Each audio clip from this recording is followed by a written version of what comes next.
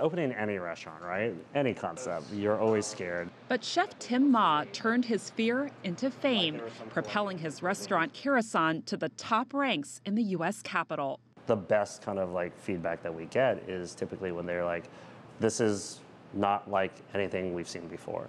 What Ma is whipping up is a blend of the best of French and Chinese cuisines. It's not easy. To Ma, the two are polar opposites, right down to cooking styles. One is very hot fire, everything's sizzling, everything's one pan.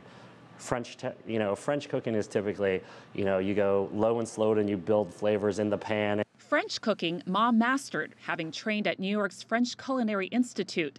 The Chinese, well, that exposure came early on. All I ate was what my mom cooked. Wow. Here's an example of what Chef Ma ended up with. One of his signature dishes is mussels, traditional French bistro fare with a Chinese flair.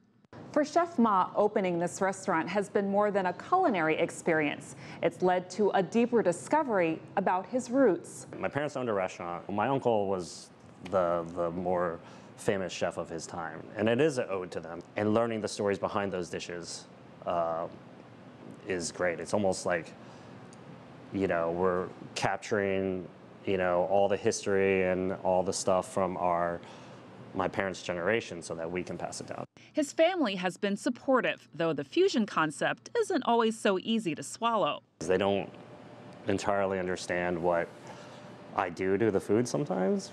That's where the challenge is trying to change people's perceptions of what they're used to. A life lesson he hopes to impart to his 3 children, to whom the restaurant is named. The past 2 years with this restaurant has been a very personal journey. This restaurant's super personal to me.